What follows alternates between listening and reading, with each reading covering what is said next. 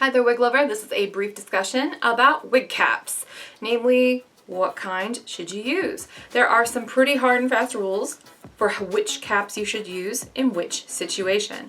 So let's start with the most basic kind of cap, which is a standard nylon cap. Looks a lot like pantyhose. Doesn't have any elastic in it. It's just like pantyhose.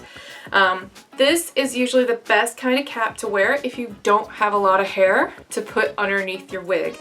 So if your body hair is very short, or you have very transparent monofilament features and you would like to make the most of them, this is a great way to go because it provides a very nice semi-opaque sort of scalp look under those monofilament features.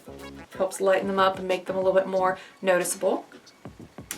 The next kind is your fishnet cap. Fishnet caps have a couple of advantages to them. They have this reinforced bit of elastic right at the front hairline. So if you have problems with your wig caps, namely this kind, the nylon kind, slipping and sliding around, you may want to try one of these fishnet ones instead because that elastic helps them stay in place. The other thing is these come in two different kinds. They come in closed end, like this one. This is a bell truss antibacterial one. But they can also be open at the end, like the Henry Margu caps. And, you know, the more hair you have, the more likely you might need one of the open-ended ones, so you can tie your own knot in it if you need to. You get a little bit more flexibility for more hair in the open-ended ones. But, you know, these are no slouch. And they tend to be very comfortable on these closed-ended ones. They're a little bit easier to manage if your hair is mid-length or shorter. What if you don't want to wear any kind of cap under your wig, but at the same time you've experienced, you know, headaches or friction at the perimeter where your lace is, or, you know, the wig slips and slides around because you don't have anything underneath it? And there are a couple things you could try. One thing is a cotton wig liner. They're basically socks for your head. I'll show you what I do with these in just a moment. It'll basically be the last thing I show you. The other thing that I do when I'm hot, I just wear one of these hair grips, the velvet hair grips, and I don't wear a wig cap at all.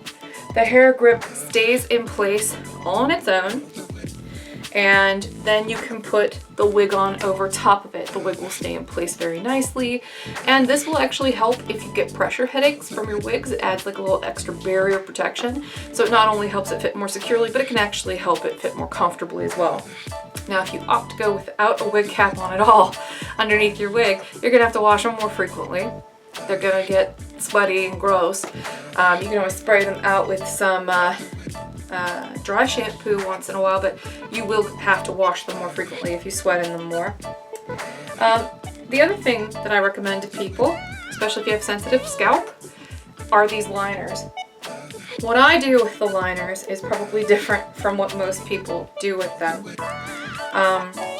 But I think this is a pretty nice way of dealing with them. I get little self-adhering Velcro discs. You can get them at the craft store. And I adhere part of it to the inside of the cap, usually on the felt features. And then I put the other end on the back side of one of these guys. And then what I do is I will lay that liner inside the wig and adhere it with the Velcro. Now, I don't have any Velcro in this one at the moment. I'm just kind of showing you how I put it in there. So I put it in there, you know, like a sock, like I'm faking a French top for the wig. And if a little bit sticks out over the side, you can either tuck it in or you can cut it. But these things are great. The one thing they don't do though is they don't restrain your hair and they don't stay in place on their own. So you have to figure out some way, like I just mentioned with the Velcro, to get them to stay on the inside of your wig caps. But most of the year I don't wear any wig cap at all if I don't have that much hair, which I don't. It's really short in the back. So sticking my Cameron on by Joe Rudeau is a really easy task. If you have, you know, hair though, you're going to want some kind of wig cap to restrain it, or else it's going to poke out from underneath your wigs. Easy, right? So those are really the best ways to deal with it. Either no cap, wig grip, wig grip with any combination of these would be great as well. You can either wear a very basic nylon cap. It's best for under monofilament features if you're really picky about how those monofilament features look. They're also really good if you don't have a whole lot of hair. So if I were going to wear a wig cap right now, this is the kind I'd be wearing, is the nylon kind. The fishnet kind is if you have a lot of hair. They come in open-ended even if you need more room to hide all your hair in there. And then cotton wig liners don't restrain the hair, but they do add a comfortable layer in between you and the inside of your wig cap. They also help absorb sweat, so you don't have to wash the interior of your wig quite as frequently, kind of like a sock. So I'm Heather. I'm from sisterwigs.com. Hopefully this has helped kind of demystify what kind of wig caps you should be looking at. If you like what we do here at our store, please be sure to check it out. It's www.cysterwigs.com. We're on YouTube, Instagram, Pinterest, the Facebooks, we're everywhere. So hopefully we'll see you around. And until then, have a great night. Bye-bye.